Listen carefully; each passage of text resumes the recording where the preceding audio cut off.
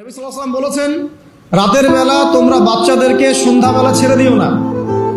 আগে ভালো করে সন্ধ্যাটা হয়ে যাক, যদি ছাড়তে হয় তারপর ছেড়ো।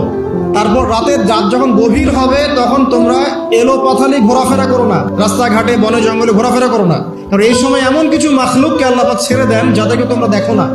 এখন বিজ্ঞান যেটা প্রমাণ করতে পারে নাই, এটা কি বিজ্ঞানের ব্যর্থতা না ইসলামের ব্যর্থতা? আচ্ছা, তিনি বলছেন রাতের বেলা এমন কিছু মাখলুক বের হয় যাদেরকে তোমরা দেখো না। দুষ্ট জিন বের হয়। কি বের হয়? জিন জাতি নাই পৃথিবীতে? আল্লাহ পাক সূরা জিন নামে একটা গোটা সূরা নাযিল করেছেন, করেন নাই? হাফেজ আছে না এখানে মানুষ? তুলুহিয়া ইলাইয়া আন্নাহু ইসতামা নাফারুম মিনাল জিন্নি ফাকালু ইন্না সামি'না কুরআনান আজাবা। জিনদের একটা দল কোরআন শুনে বলেছিল যে আমরা অদ্ভুত আজব একটা কোরআন শুনেছি। তারপর তারা গিয়ে তাদের কওমের কাছে ইসলামের দাওয়াত দেয়, ওই কওম ইসলাম কবুল করে।